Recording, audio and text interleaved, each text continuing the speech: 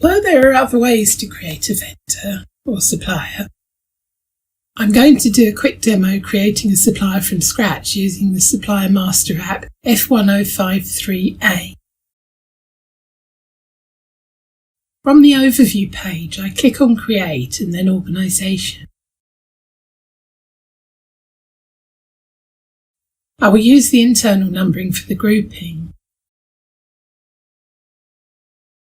and choose the FI role first and add the MM role later.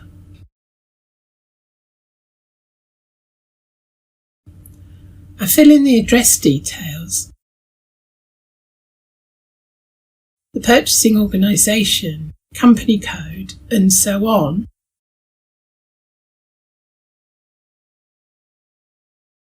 And I use the drop-down to select the domestic payable reconciliation account.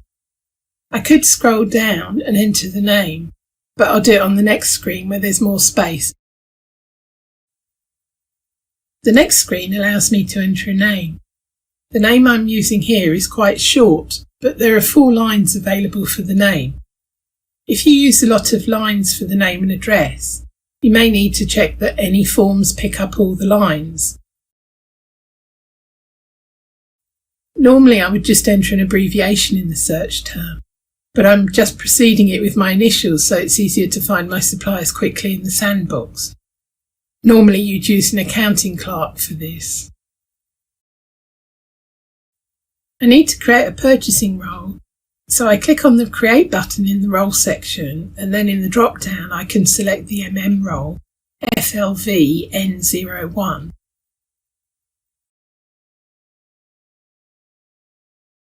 At some point the communication language will be mandatory, so I decide to already enter English. I could also enter telephone numbers and so on here. I need a bank account, so I'll scroll down to Bank Account and click on Create.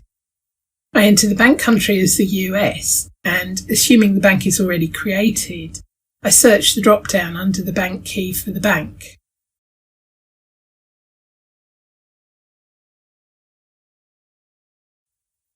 The system automatically assigns the ID 0001, so all I need now is the account number and the system will assign the validity period automatically. Or I could change it afterwards. In the bottom left, a message has appeared informing me that the international IBAN number has not been maintained, but I'll leave that blank for now as it's not a mandatory field. I could enter more details, for example the international IBAN number.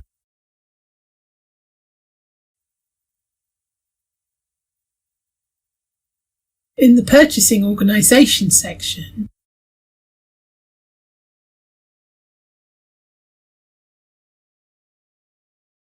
I'll add payment terms and select the goods receipt-based invoice verification flag.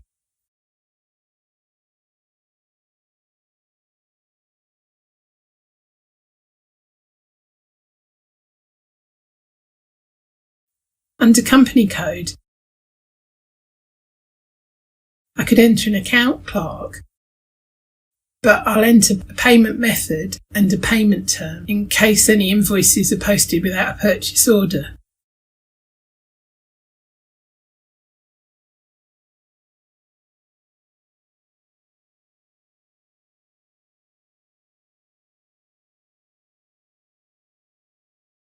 I'll also select the check double invoice box.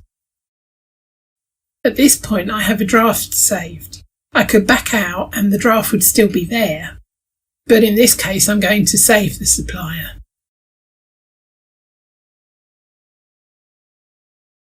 You can see the supplier account number at the top left.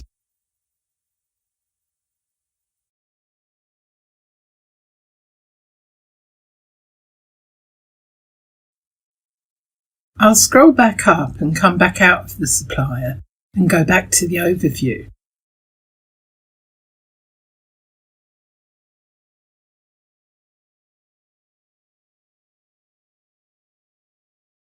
I enter the supplier number and press Go, and you can see that the supplier has been created with the FI and MM roles.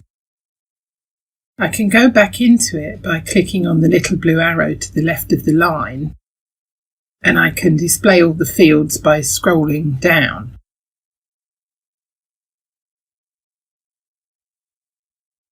In order to see, for example, purchasing organisation or company code data, I can click on the arrow to the right of the relevant object and drill down for the further details.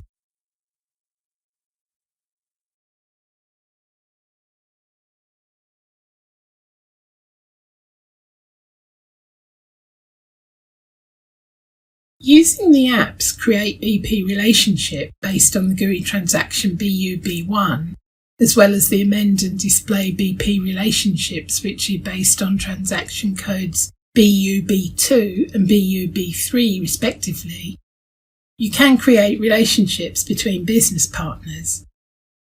BUB1 allows you to create multiple at the same time. The slide shows that contact 1000380 is the contact of 1000311, but you could also have a number of other relationships, a few are shown in the slide. Although you can maintain relationships in the same transaction if you're using the GUI transaction BP or the Fiori app based on the same transactions to maintain business partners and suppliers, at the moment in SAP S/4HANA, the relationship part does not seem to be available in the supplier master in the same way, although there is a section for contacts that is not part of the relationship functionality and is just for contacts.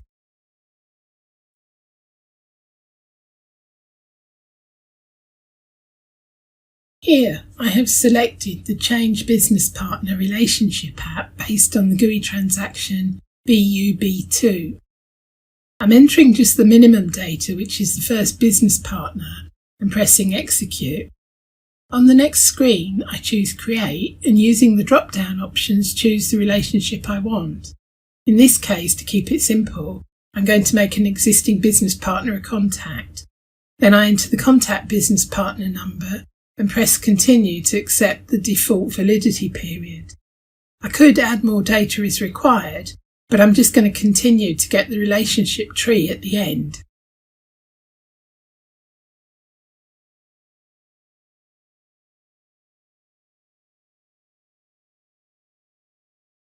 I can then save.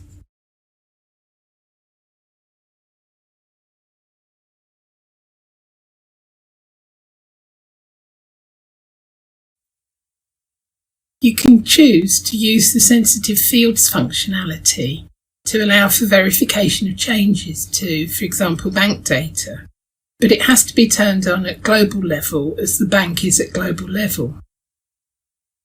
In other words, not for one company code, it has to be all company codes. The system will still allow you to post invoices and manual payments, etc., even if the verification has not taken place. However, if you try to include any invoices for a supplier which has unverified data in an automatic payment run, they'll not be paid and you'll get an error. To use the functionality, you choose which fields you deem to be sensitive, for example the IBAN number or bank account number. If a change is made to a supplier that does not touch this field, there's no verification required. But if a sensitive field is changed, the change must be independently verified by another user and the change confirmed in the system.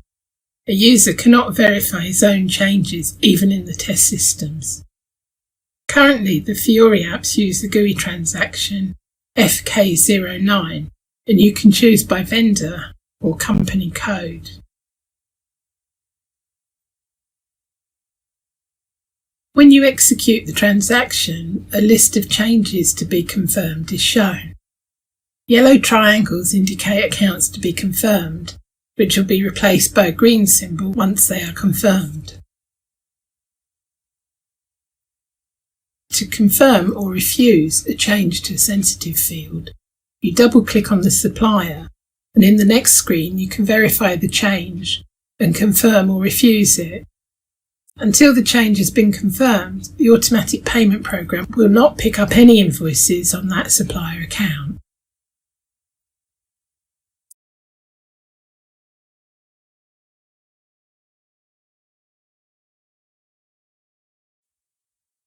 I'm going to run briefly through a few reports that directly relate to master data, but there will be a section on reporting in general with more demos, so any functionality I don't cover here in a specific report, you should be able to find in the later reporting section.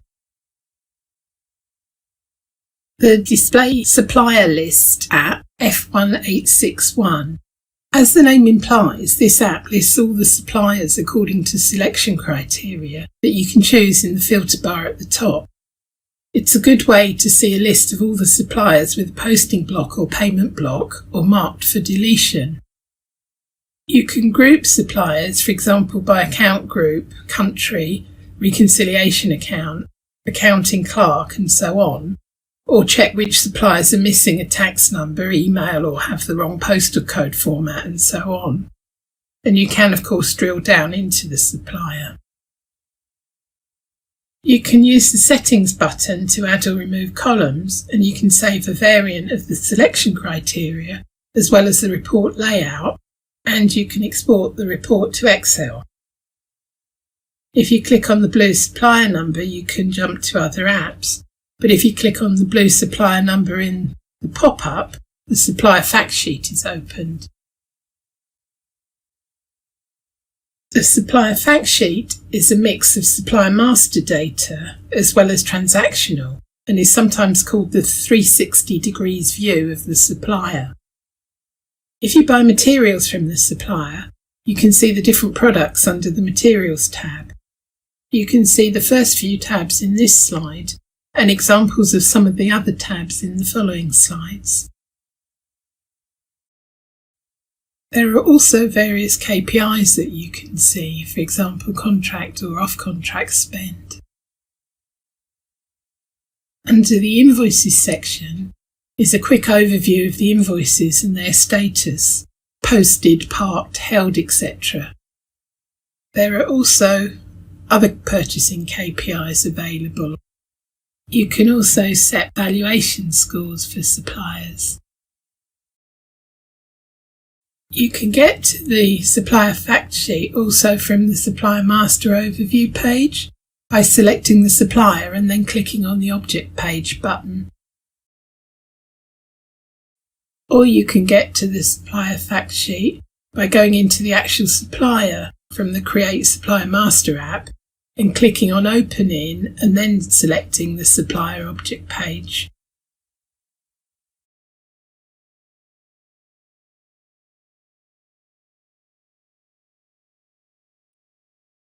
In the next section, I will cover a few tips and tricks that might help you to check and accurately maintain your supplier master data. If you want to double check that the supplier has not already been created, you can click on the check button at the top right in the Supplier Master Data app, and you'll see a pop-up screen either stating that no duplicates have been found or showing you any potential duplicates, like in the slide. If you are just correcting, for example, the spelling for an address, you can do so directly in the initial address details screen. However, if the address changes completely, for example, the supplier's physically moved premises, you can create a new address for a different validity period, starting on the date the address officially changes. That way you can keep records of both the old and the new address. If you want to show more lines of address than exist on the initial screen, you can go to the address section and use the right arrow to show all the address information. At the bottom of the normal address is a button, See More, which will expand and give you additional fields to fill in. Once you've expanded it, it then shows as See Less. You can also use the address usage function to store additional addresses, for example, home address, holiday address, address for correspondence, and so on. When creating the supplier master data, if you select the Check Double Invoices box, each time you post an invoice, the system will compare the invoice amount, document date, reference, and company code to see if there are any other invoices that have the exact same values, and issue a warning message if that is the case. Note that you have to select this box for each supplier for each company code, so some organisations may make this a mandatory field to prevent duplicate invoices. It checks both finance and purchase order invoices. This slide shows an example where an attempt has been made to enter two invoices with the same amount, date and invoice number. And as you can see, a warning message pops up. If you are struggling with an app, you can always click on the question mark or help button in the more recent releases of S/4HANA and in S/4HANA Cloud. This will give help information on some fields, but you can also click on What's this app, which will take you to the help information on the SAP Help Portal site. This slide shows the app from the previous slide in the SAP Help Portal. If you want to check for a field that's missing an entry, for example, all suppliers who do not have a VAT registration number, you can go to the Display Supplier List app F1861 and then User Settings, and on the Filter tab, select the field and the condition Empty. In the Supplier Master Data Overview screen, you can quickly check here which suppliers are missing, for example, a finance or a purchasing role.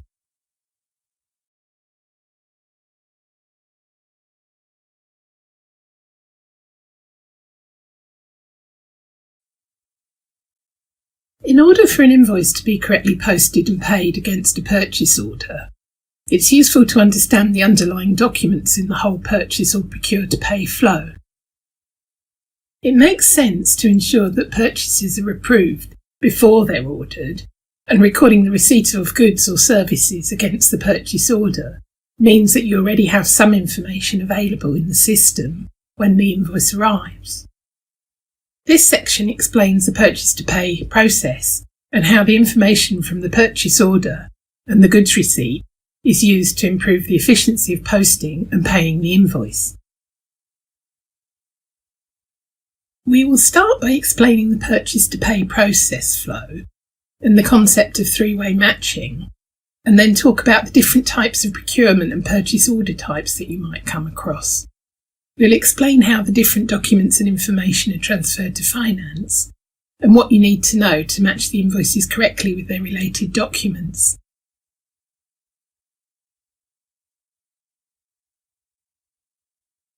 If the invoice price or quantity is the same or lower than the price on the purchase order, or the quantity on the goods receipt, then the invoice can be selected automatically for payment once it becomes due for payment. This checking process is called three-way matching. Different purchase order types behave in slightly different ways, and depending on the settings in the purchase order, there may be a valuated, a non-valuated goods receipt, or no goods receipt at all, in which case the matching is between the invoice and the purchase order only. We will look at each document in the process flow in turn and explore the different types.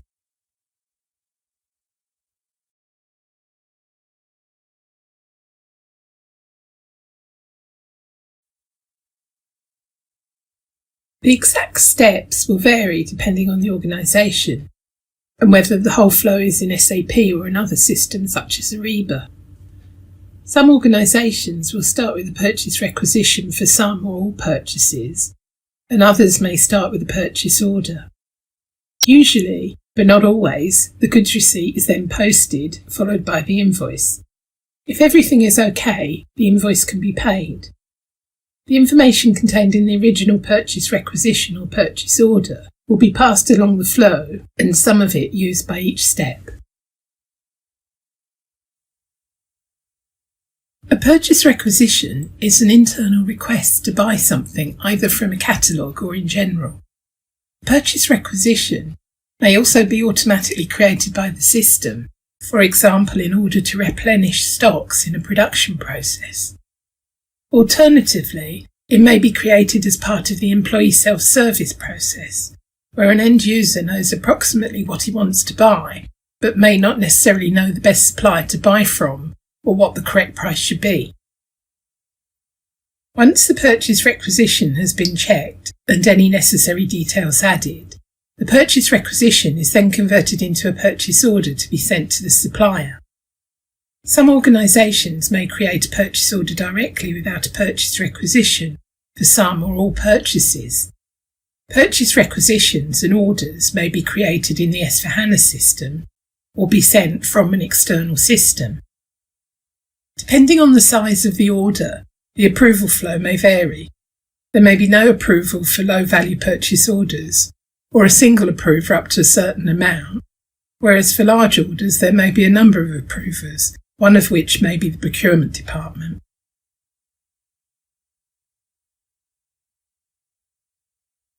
The structure of a PO in Fiori is a bit different to that of a PO in the GUI, although essentially they contain the same fields and information.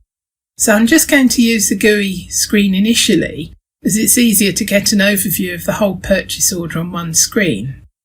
The PO is made up of 3 sections. On the left in the GUI transaction, you can see 3 buttons which you can use to open or close each section, so that there's more room to view the other sections.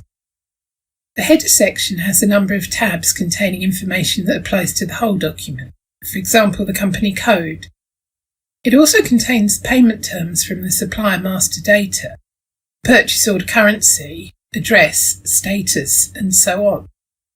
In Fiori, instead of seeing the sections all on one screen, you drill down into each one separately. And for the line items, you have further drill downs for the different details, for example, account assignment. The next section contains the details of the items that are being purchased: description, quantity, price, unit of measure, etc. In this case, stock is being purchased, so the 2 columns after the line item number, account assignment category and item category, are blank, and all the accounting information will come from the material or product code mentioned in section 2. At the top of the final section, there's a drop-down to choose a specific line item, and then the tabs along the bottom indicate further detail for that specific item only. If a non-stock item is being purchased, the account assignment category allows you to choose between an asset, cost centre, internal order, project, etc. And an additional tab called account assignment will appear in the bottom section for you to enter the specific asset number, cost centre, internal order, WBS element, etc. plus any related information such as the GL account. This information will then be copied to the screen at a later stage when you enter the invoice.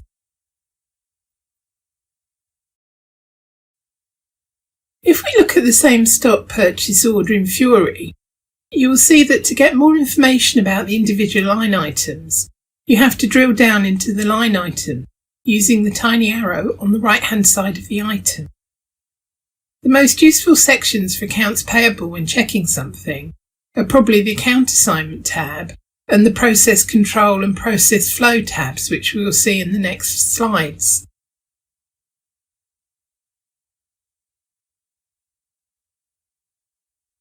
To get to the account assignment detail, you use the arrow to the right of the line item on the first screen of the purchase order to drill into the line item, and then you go to the account assignment tab section, then drill down once more using the right arrow. This slide shows a non-stock purchase order where the cost centre account assignment was chosen in the purchase order. Where there's no material or product code, a material group must be chosen. Depending on the setup, the GL account may be chosen manually or defaulted in from the material group. In this case, the cost centre also has to be entered.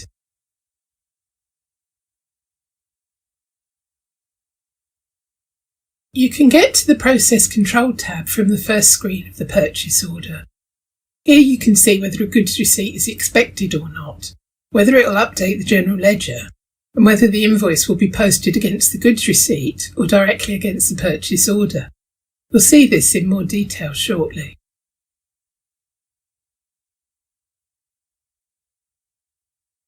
To get to the process flow, you select one item at a time and then select the Process Flow tab for that item. The process flow shows what has been received and invoiced for that specific item, i.e. not the whole purchase order. The process flow is interesting as it shows the expected items. For example, it shows whether an invoice and goods receipt are expected and whether delivery is complete and the final invoice has been received. We will look at this process control in more detail when we talk about the goods receipt, because it's important in explaining how the goods receipt and the invoice are posted.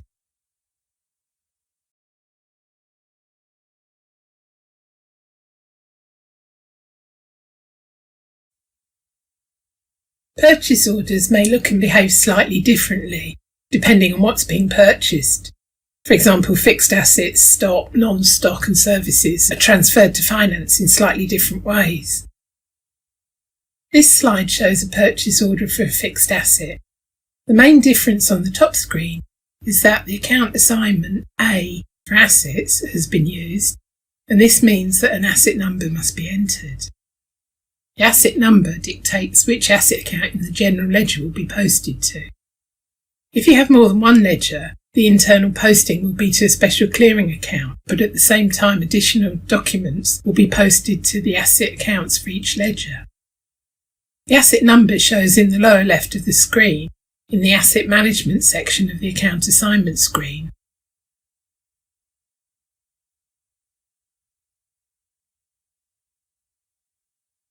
This slide shows a stock purchase order, and you can see that the material column has been filled with the description from the Material Master Record. The Material Master Record will dictate the posting to the stock accounts in the balance sheet.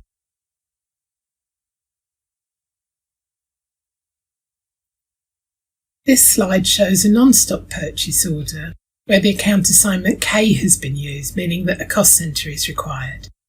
Instead of a material group is used.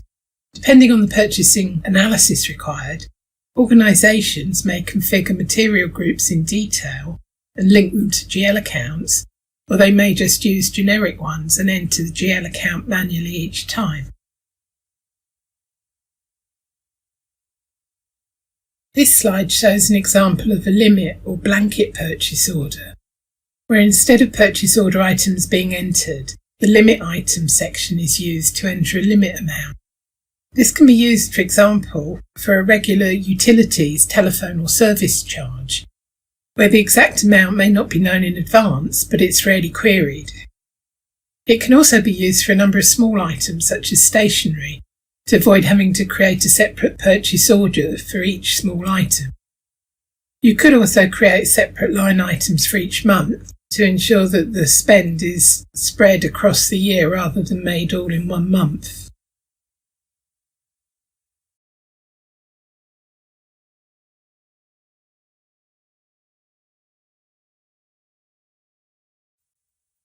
In SAP S/4HANA, a goods receipt is a posting that confirms the receipt of the quantity of the item ordered in a purchase order.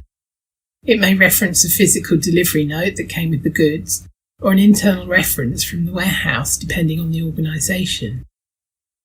This slide shows a valuated goods receipt for stock, which will debit the stock account and credit a clearing account known as the GRIR account. When the invoice arrives, assuming the quantity is the same as the goods receipt posting, the amount on the GRIR account will be cleared. Even if the value of the invoice is different to the goods receipt, as long as the quantities are the same, the GRIR account will be cleared, an adjustment posted for the difference. Two documents are produced for evaluated goods receipt. One is the material document and contains the information about product, storage location and quantity, and the other is the finance document with the values and the GL account. The slide shows an example of a goods receipt material document. Note that if the purchase order has the non-valuated goods receipt box selected, then although a material document can be produced, no financial document will be produced.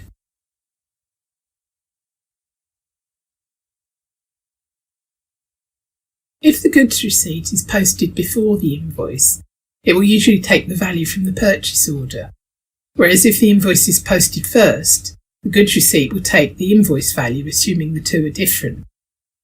Note that if the purchase order relates to stock valued at standard price, then the goods receipt will still take the purchase order price, but the stock itself will be updated at standard price, and any differences between standard price and purchase order price will go to price variance account.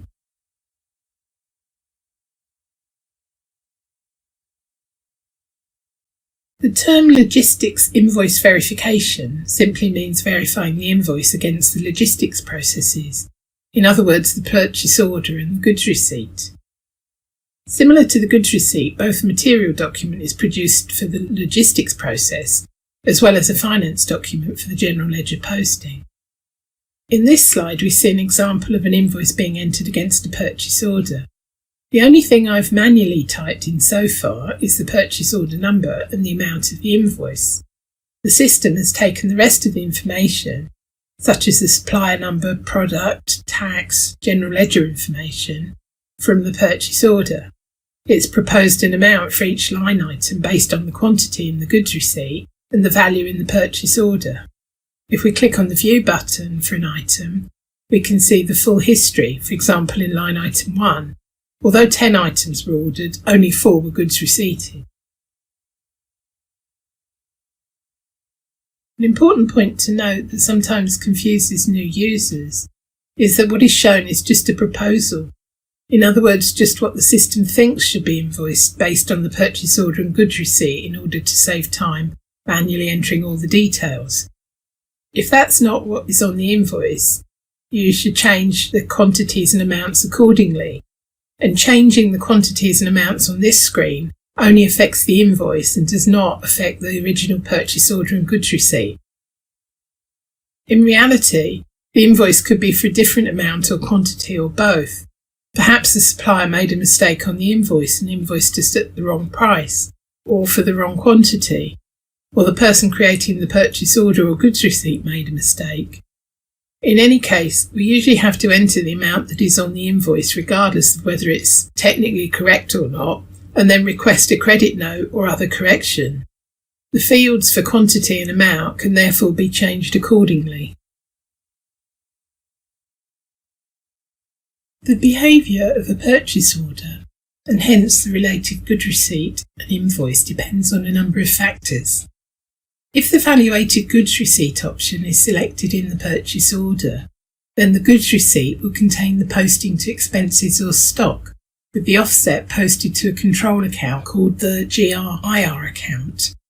When the invoice is posted, the vendor account will be credited, and assuming the amount matches, balance will clear the GRIR account once any taxes have been taken into consideration. This slide is similar to the previous one, but you'll notice that the first 3 lines all refer to separate goods receipts for the same item on the purchase order. The checkbox for goods receipt-based invoice verification has been selected in the purchase order, or defaulted in from the supplier master data, which means that each invoice must be matched with a goods receipt line, and if no goods receipt has been posted, you cannot post the invoice. Where invoices are received electronically and posted automatically, invoices may fail in the interface if they arrive before the goods receipt, so organisations may switch off the goods-based invoice verification to avoid dealing with too many interface or IDOC errors. In this example, where we received one invoice, maybe at the end of the month, covering all the goods receipts during the month, it may not have been important that the GR-based invoice verification was selected.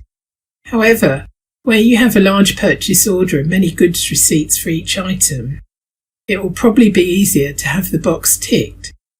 In addition, when entering the invoice, instead of entering the purchase order number, it might be easier to enter the delivery note or bill of lading number if known.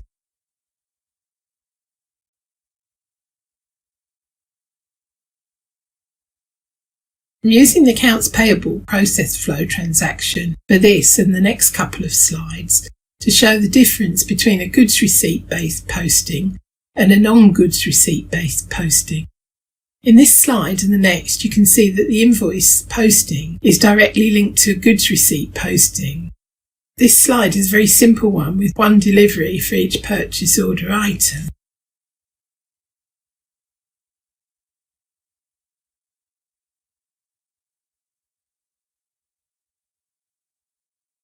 Again, the invoice is linked directly to the goods receipt, although here you have several deliveries for each purchase order item.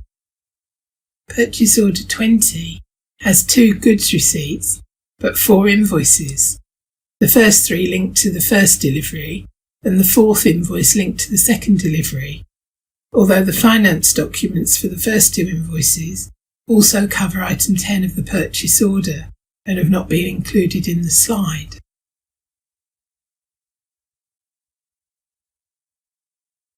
In this slide, which does not have the goods receipt based invoice verification box ticked in the purchase order, you can still post goods receipts and invoices, but they're all matched or linked directly with the purchase order line instead of the goods receipt. So for example, you can see that line item 10 has 2 invoices and 2 goods receipts, but the invoices are not linked to the goods receipts, just to line 10 of the purchase order. It may be that it doesn't make much difference to you and your system is configured all the one way or the other, but if you have the choice and invoices are not imported electronically but posted manually, it might help to change the settings. You can also change the settings at supplier level. So if some suppliers have a lot of deliveries and invoices posted against a purchase order, you could have the goods receipt based invoice verification box selected for those suppliers. And if some suppliers only have 1 invoice per PO regardless of the number of deliveries, you could leave the box blank. Note that with goods-based invoice verification, you cannot post the invoice if the goods receipt is not there. So again, be careful if the invoices are posted electronically, especially if the invoices are imported faster than the goods receipts can be posted.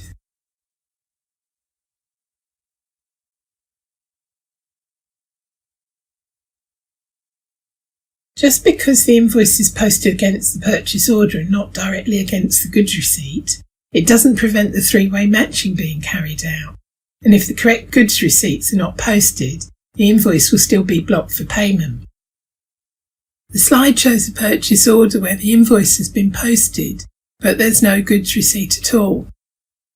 Because the purchase order did not have the goods receipt based invoice verification selected, it was possible to post the invoices against the purchase order, but because the goods have not been receipted, the invoice is still blocked.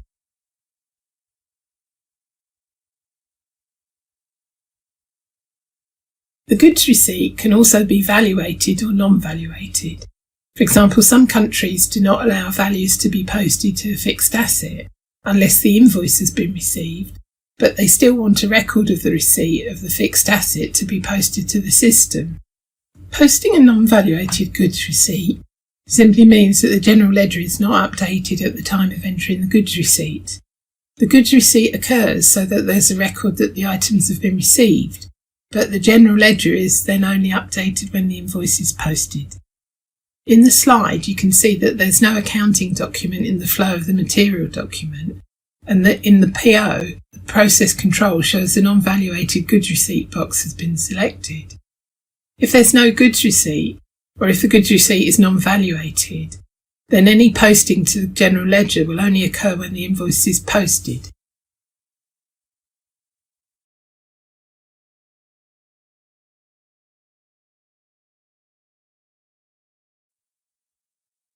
You can also use blanket or framework purchase orders, where you regularly purchase an unspecified amount of low-value material which does not have a product code, for example stationery or utilities. Or you can use a framework order for a regular maintenance plan. If you want to order things at different prices, you can set the item category to D for limit, and then you can purchase a mix of different items, as long as they're for the same GL account and cost centre. A framework order uses a special purchase order type and has a validity period. No goods receipt is required as long as the date is inside the validity period, you just post each invoice as it arrives against the purchase order until the limit is reached. As you can see, the amount is not proposed each time. You have to enter it manually in the line item, but you can see the overall limit.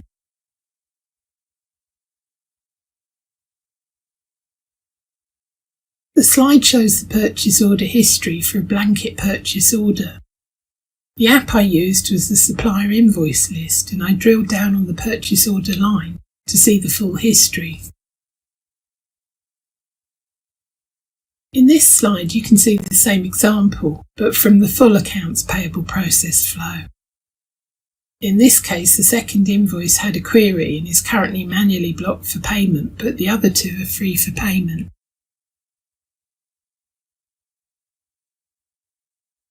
In the past, I've seen organisations invert the quantity and the amount in the purchase order to make it easier for the goods receipt to be entered accurately by the person who's received the service. The service might be, let's say, around 1,000 USD.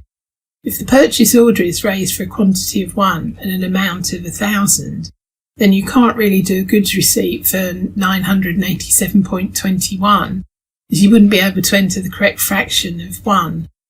However, if you have a quantity of 1,000 and a price of 1, then you can enter a quantity of 987.21, for example. Although it works okay, it's not ideal and it might be confusing for the supplier. If you're confirming a service, using a service entry sheet instead of goods receipt provides more flexibility. Although a service entry sheet produces a goods receipt posting to finance anyway, one advantage of using the service entry sheet is that it's more flexible where exact quantities are difficult to know in advance. For example, where the repair time of something is not known at the time of the purchase order. Unlike a goods receipt, a service entry sheet can be accepted or approved. So, for example, contractors could enter their own time via a timesheet or directly into a service entry sheet to be approved by the business. The slide shows an example of a very simple service entry sheet.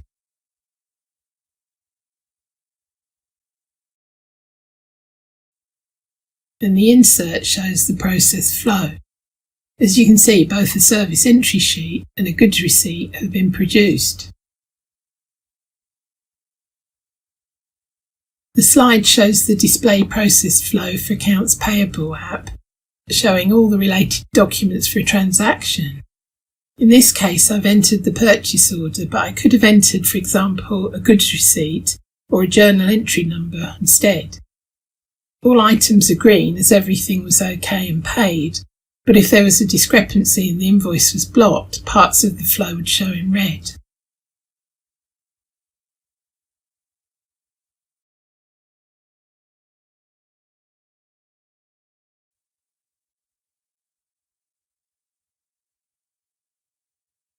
You may not have access to some of the reports as they're more purchasing, but I thought it worthwhile to include so that you know that the information is available on the system, even if you have to request it from another department.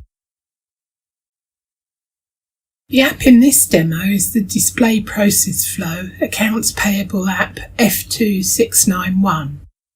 I thought I'd demonstrate it properly here, as you'll see a lot of slides referring to it throughout the tutorial. If you know the purchase order number, you simply select the purchase order option from the drop-down and enter the purchase order number and then press Go. You can see the flow as a chart or as a table by clicking on the tabular view item. The table lists all the documents related to the selected purchase order. In the table format, you have a settings button and you can add columns and export the whole purchase order details to Microsoft Excel. If I go back to the purchase order flow view, you can see the object that I've selected, in other words the purchase order, is highlighted in blue. If I select a different object, for example the invoice receipt, I can restart the flow from the invoice instead. It still shows the purchase order and goods receipt, but only those that refer to that specific invoice number. If I use the back arrow, I can go back to the goods receipt, and if I use it again, I can go back to the original full purchase order flow. Clicking on an object gives further detail, and also the option to select related applications.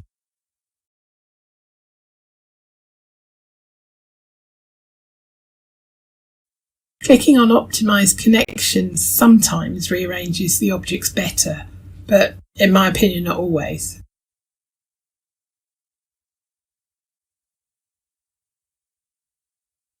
Although this app is useful for quickly spotting a purchase order, note that it's also a maintenance app from where you can copy and create purchase orders as well. So you may be better off with the next app, which is Monitor Purchase Order Items.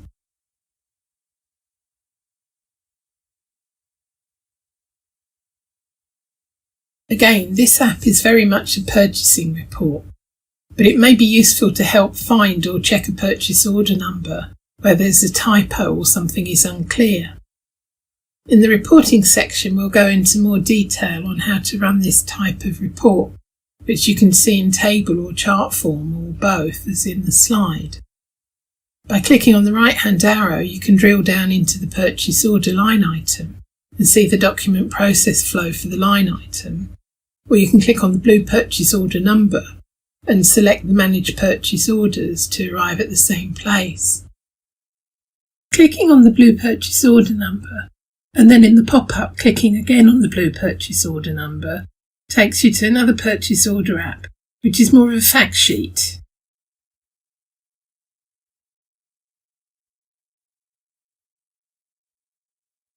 The slide shows the fact sheet arrived at from drilling down from the Monitor Purchase Orders app.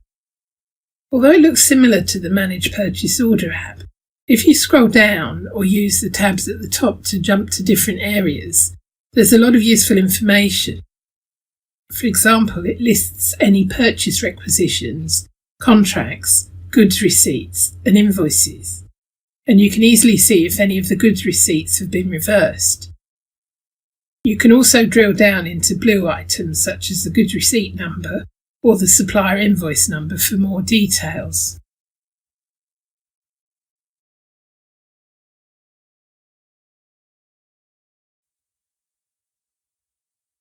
In a similar way, you can use this app to search for purchase orders, but in this case, there's more information by account assignment category, GL account, cost centre, and so on. This app lists the material documents for all goods movements, but you can filter so that you only see goods receipts. You can add columns for document type, non-valuated goods receipts, supplier, purchase order number, and so on. By clicking on the arrow on the right of the line, you can drill down into the goods receipt for further detail and to see the link to the accounting document.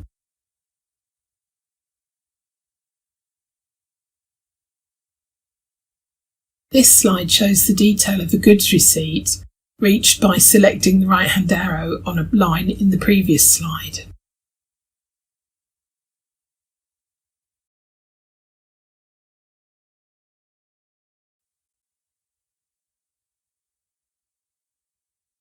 Now for a couple of tips and tricks.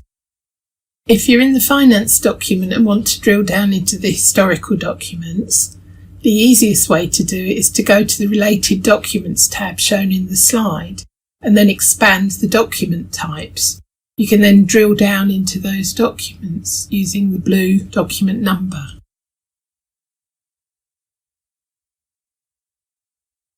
When you're running reports, you can preset some of the purchasing options as well in the Me area of the Fiori Launchpad under Settings, and then Default Values. See the Tips and Tricks demo in section 1.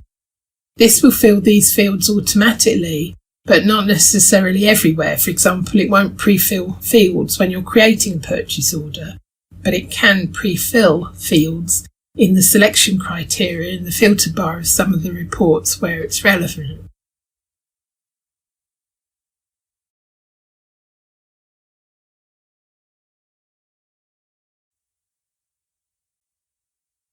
We touched briefly on invoices in the last section when looking at the whole purchase to pay flow.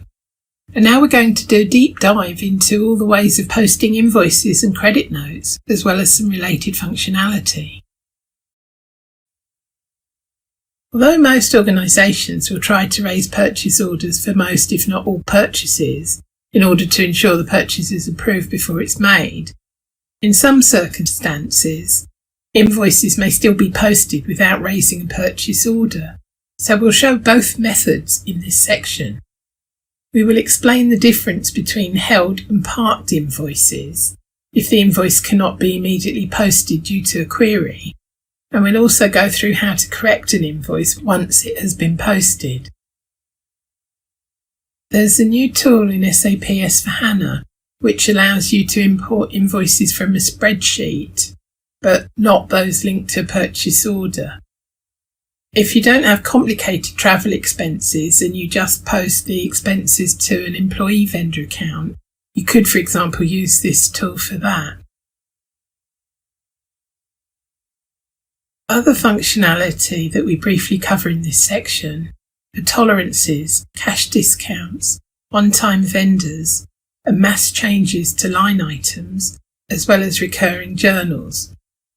And of course, we show a few reports and some tips at the end. Some sort of check will normally be performed on an invoice before you pay it. If the invoice relates to a purchase order, then the price will already have been authorised when the purchase order was raised. If the quantity was checked, as long as the invoice matches the amount in the purchase order and the quantity in the goods receipt, the check will be done automatically by the system and the invoice can proceed for payment. If the invoice does not match the purchase order and goods receipt, in most cases it can still be posted, but an automatic block will be placed on it by the system so that it cannot be paid until it's been investigated and either a correction has been made or the additional amount approved. Note that if the purchase order has goods receipt based invoice verification, then you cannot post the invoice until the goods receipt has been posted, although you can park it while you wait for the goods receipt. If there's no purchase order, you would normally need to check that the invoice is correct, that the organisation has actually ordered and received the goods or services in the invoice, perhaps for utilities or very small purchases, or where there are clear guidelines about the purchase. Accounts payable may be able to post the invoice straight away without further approval. However, for more material items that might take longer to check or get approval, the invoice may be parked while this is done. If the supplier and amount are entered, then the supplier and costs can be seen in reports if parked items are selected.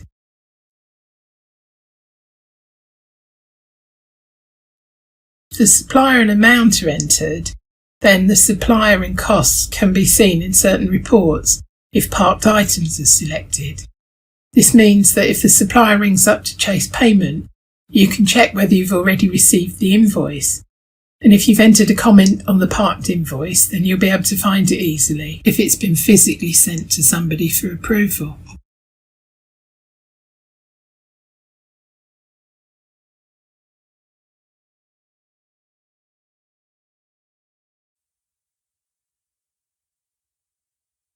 I'm now going to do a short demo to show you how to post a supplier invoice against a purchase order and a goods receipt.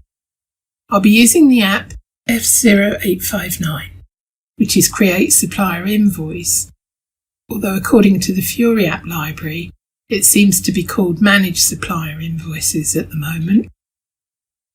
The purchase order in the slide has two separate non-stock line items, each for a quantity of 5, and all items have been goods receipted.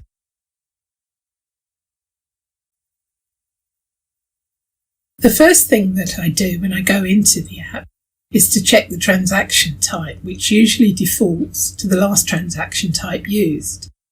It's fine if you only post invoices, but just remember if you do post a credit note to double check the transaction type afterwards. If you're posting a credit note, you need to choose a different transaction type. either a credit memo for quantity corrections or a subsequent credit for a price correction. I'll go into more details on credits and corrections later in this section. You can then enter the company code if it's not already defaulted, as is the case here. You can enter the invoice amount at any time, but the currency should default in once you enter the purchase order number if it's different from the company code currency. I will enter 100 as the amount. The invoice date is usually the date that's given by the supplier on the invoice, although I've left it as today's date. Posting date is usually today's date, unless, for example, you're posting something deliberately into an earlier period. You would not normally do this if the period is closed, but if you're, for example, on the first day of a new period and the previous period is still open, you could use the last date of the previous period as the posting date, which will then put it into the physical reporting for the previous period. The reference is the invoice number given by the supplier.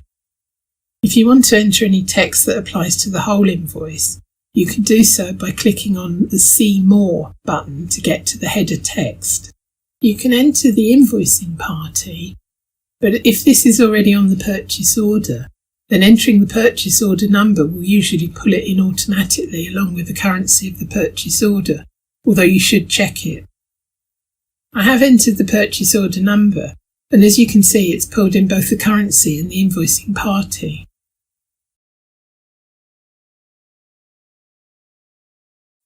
If it's a simple purchase order, you can choose the purchase order number to select the data, but if there are many complicated deliveries, you may prefer to allocate the invoice lines using the delivery note or bill of lading.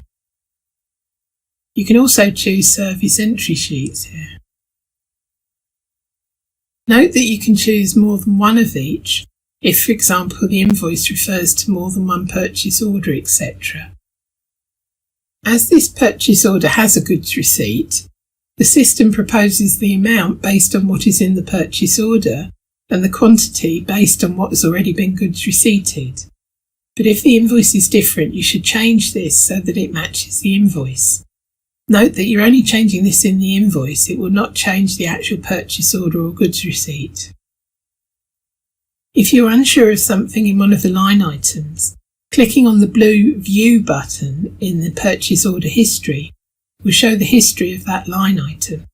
In other words, the quantity and amount ordered, received, invoiced, and open.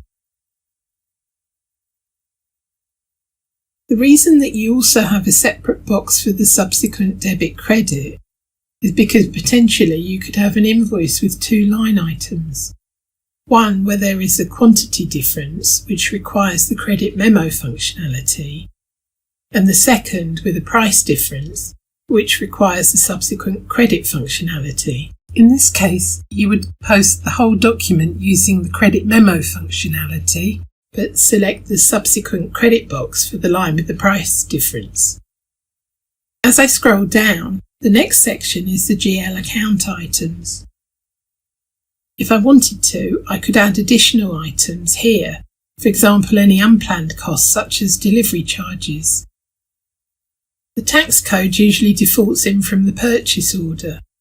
The tax amount is entered for the whole invoice, but the tax code is valid for each line item, as you may have different tax rates for different items in the purchase order.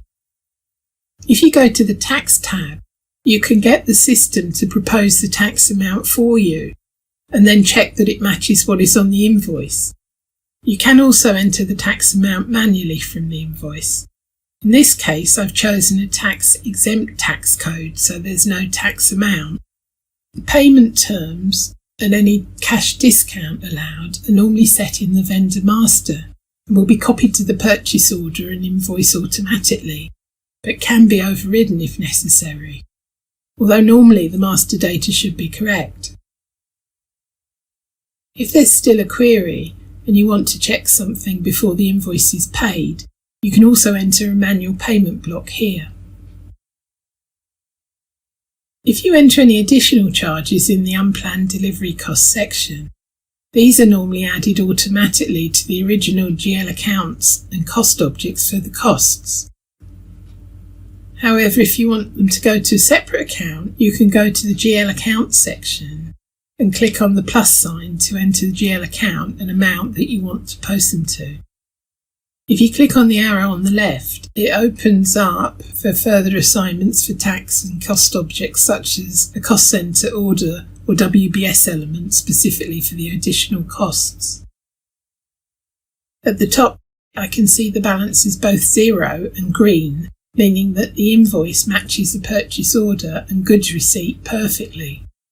Once you're happy with your selection, you can either click on Check to check for any missing fields or Simulate to double check the postings. You can also hold or park an invoice, which I will explain in a later section. I'm going to click on Check, and as you can see from the pop-up, there are no errors. So I can simulate and check the general ledger postings. I can either post from this screen or go back to the previous screen to post. You can see in the pop-up 2 documents are created. One is the material document and one is the finance document. If you only see the material document in your system, check the end of this section in the tips and tricks where I explain how to change the settings to see the finance document as well. I can click on the blue finance document and a new screen is created with the finance document which shows the general ledger postings.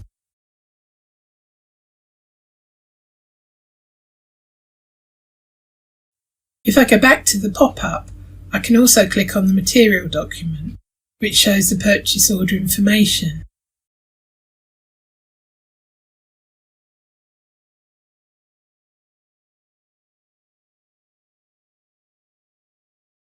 If I now click on the purchase order history, you can see the quantity ordered, quantity invoiced, quantity received, as well as the amount invoiced.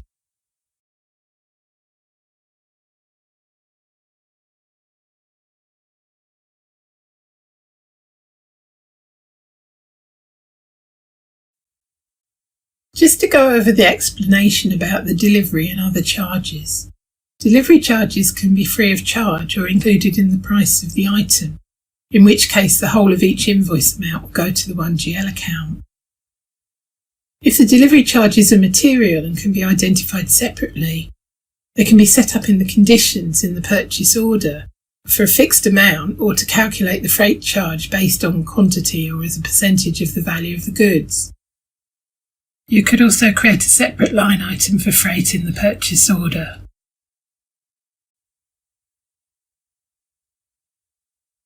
If the delivery or other charges are not planned or forgotten and therefore not included in the purchase order but still appear on the invoice, there are 2 ways they can be added. If you add them in the unplanned delivery cost section, they will automatically be apportioned to the same GL accounts as the items in the purchase order on a pro rata basis, although be careful if buying stocks at standard cost. For example, if you have 2 items in the purchase order, one for $40 and one for $60, and the delivery charge is $10, then 4 will be charged to the same GL account as the first item, and 6 will be charged to the same account as the second item. If you don't want the charge to go to the GL accounts of the items, or you want to assign the charge in a different ratio, you can add the GL account lines manually and choose the amount and GL account individually. Equally, if there's an additional charge for insurance or maintenance, for example, you can add the additional items here.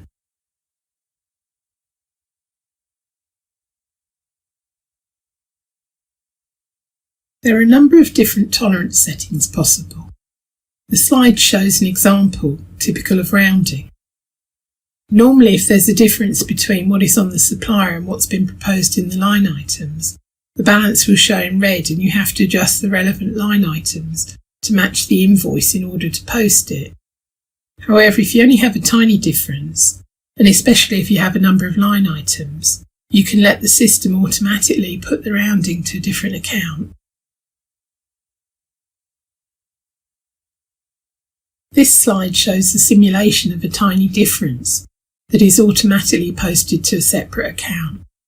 Usually an absolute amount difference of say $1 or $2, euros or pounds might be allowed for the whole invoice. This is separate to the price tolerance, which can be an amount or percentage. You might have the case where the overall difference is below the small difference tolerance and can be written off, but the difference, if you change the line item, is above the price tolerance and the invoice can be posted but will be blocked for payment.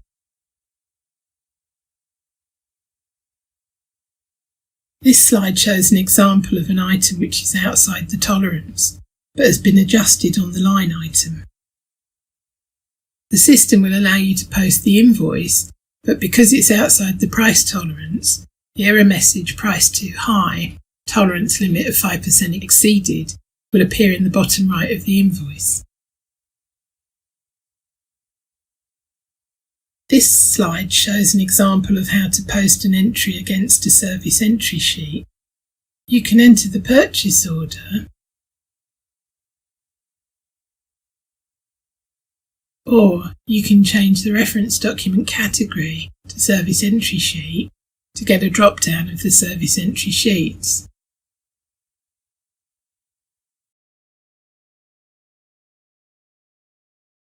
In this slide, you can see that the service entry sheet produces a goods receipt posting as well, to the GRIR account, similar to a goods receipt. You can see in the document flow the separate documents.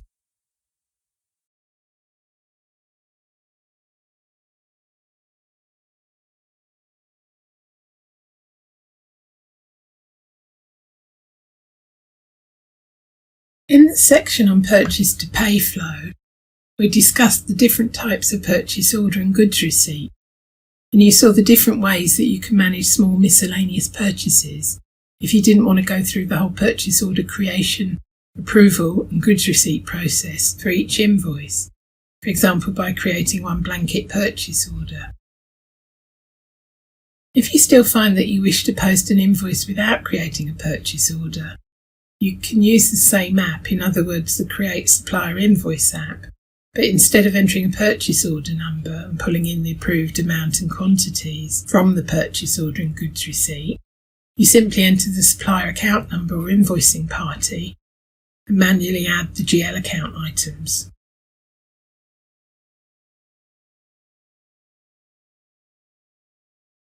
Note that a material document is still produced even though there's no goods receipt or purchase order, so that the invoice can still appear in the supplier invoice list shown in the slide, and you can hold and park similar to posting with a purchase order. The supplier invoice list that you can see in the slide is an important transaction to see the status of invoices, for example whether they're parked, held, posted, reversed, blocked for payment, etc., and any approvals. It also allows you to edit the parked invoices or reverse posted invoices directly from the app. To create an invoice without a purchase order, I'm going into the Create Supplier Invoice app as before, and I select Invoice as a transaction type.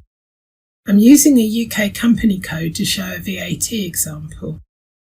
The company code and date fields are the same as before, but this time I need to enter the invoicing party. When I enter the amount, inclusive of VAT, the currency will default to the company code currency. I enter the invoice number in the reference field as before. Next, I scroll down to the GL account items section and click the plus sign to add each new item as required.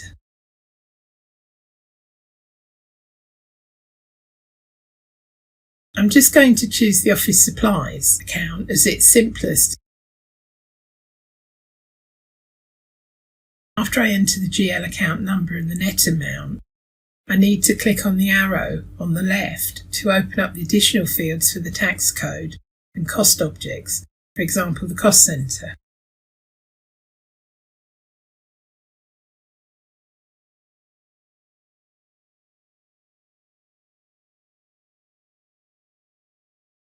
If I scroll down, you can see that the tax amount has been proposed. I check to make sure that this is correct, and then I can click on check, although I can already see that I've agreed with zero balance at the top. For this supplier, I have some down payments related to a different transaction, which I will ignore for this demo. I click on Simulate, and as I do not need to park or hold the document for any reason, I'm going to post the invoice. You can see that both a material or supplier document has been produced, as well as a finance document or journal entry.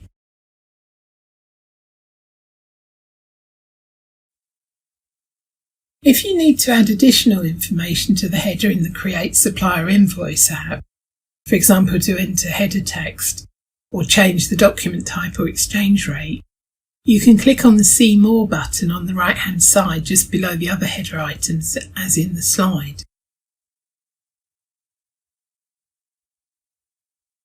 In this slide you can see the expanded section of the header for the Create Supplier Invoice app.